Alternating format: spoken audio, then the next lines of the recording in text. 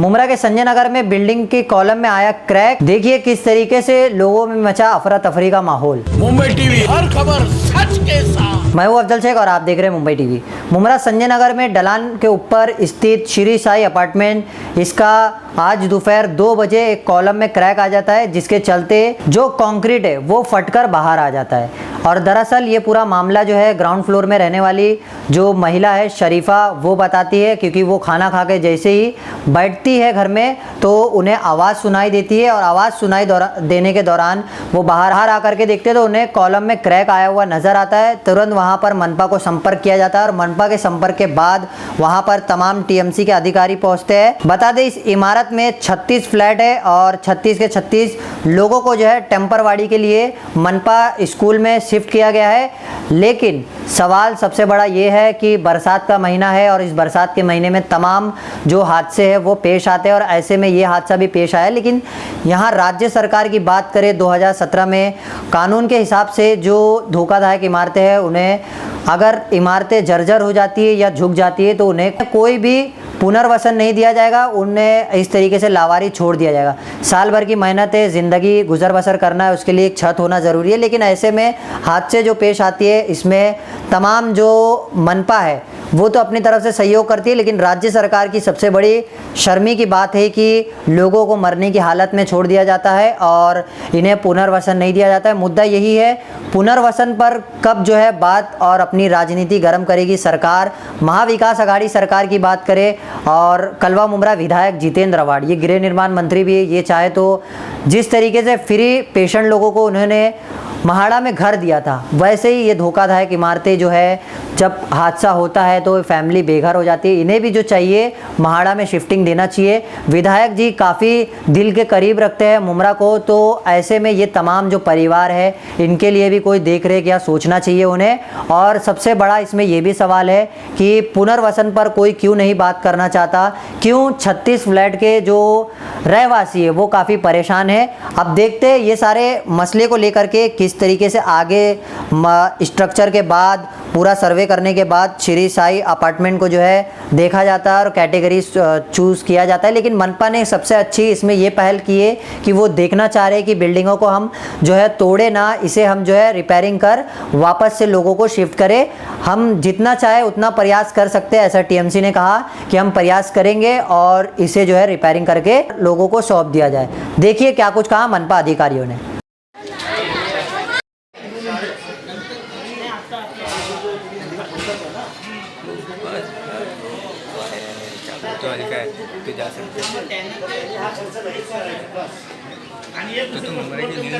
देखिए संजय नगर में ये जो श्री साई नाम की ये जो बिल्डिंग है, करीब 2 बजे ग्राउंड फ्लोर में जो घर है इस घर के लोगों को कुछ आवाज़ें सुनाई दी। तो जब उन्होंने देखा कि हमारे कमरे के अंदर जो एक कॉलम है वो फटने लग गया, उसका ये था उसका कंक्रीट फटने लगा और कंक्रीट फट के रेती बाहर लगने लगी।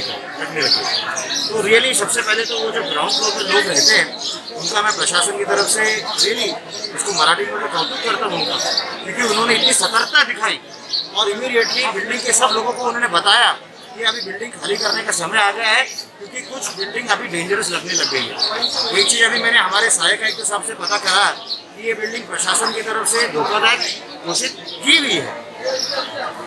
इमीडिएटली जब ये बात हुई तो हमारे फायर ब्रिगेड के लोग यहाँ पहुँचे और हमारे कार्यकारी नेता गोस्वामी साहब भी यहाँ पहुँचे। एक चीज़ मैं आपको बता देता हूँ, हमसे पहले यहाँ के जो स्थानीय नगर सेवक है वो यहाँ पहुँच गए थे और उन्होंने लोगों को बाहर निकालने में प्रशासन की बहुत मदद करी। एक चीज़ मैं आपको बता देता हूँ, प्रशासन का एक जो मेन एम है, किसी भी हालत में हम भी नहीं चाहेंगे कि ये बिल्डिंग टूटे। अगर ये बिल्डिंग रिपेयर हो सकती है तो हमारी तरफ से पूरी कोशिश की जाएगी कि ये बिल्डिंग रिपेयर करने का मौका हम लोगों को दें। लेकिन उसके पहले कुछ उपाय योजना करना ज़रूरी है। मेरे ख्याल से वो टेक्निकल बातें हैं तो गोस्वामी साहब बताएं तो ज़्यादा ठीक है। इन लोगों को रहने के लिए कोई बंदोबस्त उपाय किया गया है? देखिए अभी कैसा है कि ये तो एक इलीगल बिल्डिंग है ना, और बिल्डिंग धोखादायक हो चुकी है। मानवता की दृष्टि से बाजू में अचानक नगर में एक स्कूल है, वो स्कूल हमने खोल दिया है, मनपा का स्कूल है। हाँ मनपा। तो इन लोगों का जिसको बोलते हैं तात्कालिक पुनर्वसन, टेम्पररी रिहैबिलिटेशन, पर्यायी व्यवस्था दी जाएगी। तो हम स्कूल में कर रहे हैं। इसका पूरा नियोजन हमारे सहायक आयुक्त राहुल के साथ कर रहे हैं और इसमें हमें सारी नगर सेवा का भी सपोर्ट है। रहा प्रश्न बिल्डिंग गिरे नहीं, तो ये बहुत ही एक टेक्निकल इशू है। इसमें हमारे गोसावी साहब और हमने कंसल्टेंट भी बुला दिए जिनका नाम है मिस्टर चौहान। तो उनके एक्सपर्ट एडवाइस के तहत और गोसावी साहब पर्सनली मॉनिटर कर रहे हैं। उसके हिसाब से आज रात से ही और आज से अभी से ही क्या क्या उपाय उसमें कर सकते हैं वो करना हम शुरू कर देंगे। आप मेरे ख्याल से गोसावी साहब से पूछ लीजिए। गोसावी साहब क्या बताएंगे टेक्निकली बिल्डिंग की स्थिति क्या है, कितनी खतरनाक है? जैसे कैटेगराइजेशन होता है C1, C2A, C2B, तो किस कैटेगरी में आ रही है और क्या निर्णय है प्रशासन की तरफ से मौजूदा हालात को देखते हुए? ये जो संजय नगर की जो बिल्डिंग है श्री साई अपार्टमेंट, श्री साई अपार्टमेंट, तो ये डिक्लेरेशन जो डेंजरस बिल्डिंग का हो गया तो उसकी 3 कैटेगरी है। अभी भी आपको भी दिखे कि सब तरफ से बिल्डिंग अच्छी दिखती है। तो वन साइड का जो कॉर्नर है जिधर कैंटीन है और उसका ज़्यादा बाहर आया है और एक सिम्टम्स उसका ऐसा दिखता है कि 2-3 साल पहले उसका एक एक्स्ट्रा कॉलम भी लगाया था जिसके पापा उसका वो कॉलम वो बिल्डिंग से मैच होते हैं। तो इसका मतलब है कि ये पहले से ही कमजोर बिल्डिंग थी और इसकी वजह से वन साइड का और ये जो ग्राउंड है ये वन साइड स्लोपिंग भी है। नेचुरली कैसे कि ग्रेविटी प्रेशर वन साइड तो उसका आता ही है, वो हिसाब से इसका लोड भी ज़्यादा है कॉलम के ऊपर आए। स्टील और कंक्रीट का जो बॉन्डिंग प्रॉपर होना मिलता है वो उसका नहीं किया है, इसकी वजह से वो क्रश हो गया और उसका लोड ज़्यादा हो गया। लोड ज़्यादा होने की वजह से उसको बेंडिंग मूवमेंट आ गया, तो वो बेंड पे हो गया। इट्स भी वेरी डेंजरस कंडीशन है वो साइड के कॉलम की। अभी उसको बचाने की कोशिश की कि बाकी की बिल्डिंग सब अच्छी है मगर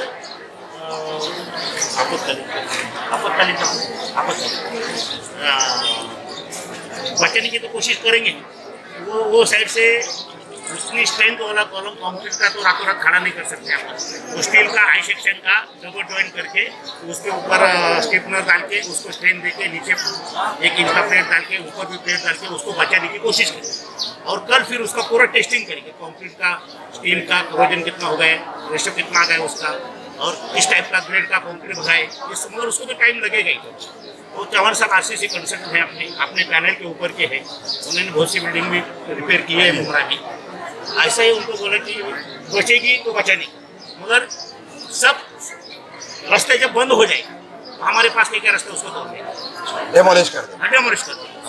मगर अभी मेरे को इतना डाउट आ रहा है कि उसको रातों रात सपोर्ट लगाना बहुत जरूरी। इसके लिए लोगों ने भी साथ करके हाई सेक्शन तुरंत लाना होता है और चौहान साहब के अंडर सुपरवाइजर में लगाएंगे तो बिल्डिंग बाकी की बिल्डिंग को तकलीफ नहीं होनी, क्योंकि आप खाली तो कर दिया। कितने दिन ये प्रक्रिया चलेगी? उसके लिए कैसे कंक्रीट कौन सा भी करके 2-3 दिन को स्ट्रेंथ लगने के लगता है। 28 घंटा तो उसको 28 घंटे में कंक्रीट को स्ट्रेंथ आने में टाइम लगता है। उसका फिर भी 100% स्ट्रेंथ नहीं आता है, उसका 50% स्ट्रेंथ आएगा 28 घंटे के बाद। तो डेढ़ दिन जाएगा तो और 1.5 दिन समझो 3 दिन में उसका प्रोसेस पूरा करेंगे। मगर रातों रात कॉलम लगाएंगे तो मेरे को थोड़ा एश्योरेंस आएगा कि बिल्डिंग हिट हो रही है, नीचे आ रही है, नहीं आ रही है, वो हिसाब से। और दूसरा एक ट्रायल है वो पट्टी का, वो मैं अभी करता हूँ उसको फ्लोरिंग पर लगा के कि बिल्डिंग का डिप्लेक्शन हो रहा है या नहीं हो रहा है, वो हिसाब से अभी वो भी करेंगे हम। आप सब लोग जाने के बाद में हम उसका टेस्टिंग चालू करेंगे। सालुंके साहब, आसपास में इमारतें हैं, मकान है, बिल्डिंग टिल्ट होती है या कहीं भी एक तरफ झुकती है तो बहुत सारे मकान या दूसरी बिल्डिंग सद में आ सकती है। इसके लिए क्या सावधानी की उपाय योजना की गई है? अभी जो बिल्डिंग श्री साई अपार्टमेंट की बिल्डिंग थी उसको जो हम लोग शिफ्ट कर रहे थे, हम लोग को रही तो उसके बाजू वाले भी 2 वैष्णवी करके बिल्डिंग है, उसमें 20 फ्लैट्स है। तो उन रेसिडेंट्स को भी हम लोग शिफ्ट कर रहे हैं। अभी के साइड में भी एक चाल है, उसमें 6 रूम्स है, उन लोग को भी हम शिफ्ट करने की कोशिश करें। माननीय उपायुक्त साहब के साथ हम लोग स्कूल अचन का स्कूल है हमारे गोसावी साहब और एम के साथ से दरख्वास्त करूँगा कि यहाँ लोग बेघर ना हो, जितनी कोशिश करने की वो करें और बिल्डिंग को बचाएं। ये मेरी उनसे रिक्वेस्ट है और वो उसी तरह से उपाय योजना कर रहे हैं। और गोसावी साहब ने तो टेक्निकल बात बताई कि किस तरह के उसमें 36 परिवार रहते हैं और उनका अभी सुविधा हमारे पास में स्कूल है अचानक नगर में, वहाँ पे सर्विस करके वहाँ पे जाके हम लोग देखेंगे और उनको सुविधा करेंगे और जो भी मदद चाहिए वो मैं पूरी तरह से करने को तैयार हूँ। आप इस श्री साई अपार्टमेंट में कब से रहते हैं? हम लोग 40 था, जब इसे 40 साल होने का कम से कम। मुमरा में कुछ भी नहीं था जब आप आज से रही। अच्छा, ये 40 थी, 40 से फिर बिल्डिंग बनी यहाँ पर, 11 महीने फिर आपका 40 का मकान बिल्डिंग में मिला। बिल्डिंग में मिला। अच्छा, तो ये आज अचानक जो है कॉलम तड़कने की या बीम तड़कने की आवाज़ आपको सबसे पहले पता चली, ऐसा बताया जा रहा है, क्या मामला है?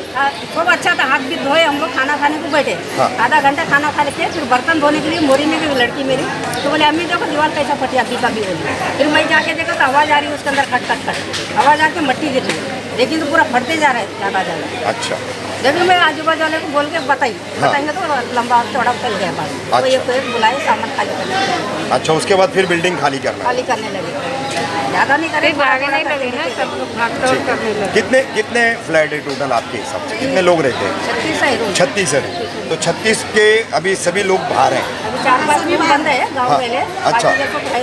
अच्छा, अब तो बाहर आए लगता है, क्या मालूम कौन पुलिस वाले खाली कर, नहीं, कोई नहीं है, सब खाली करा दिया ना। पूरे ऐसे ही तमाम अपडेट से जुड़े रहने के लिए सब्सक्राइब करें मुंबई टीवी। मैं अफजल शेख फिर हाजिर हूँ एक नई न्यूज़ के साथ।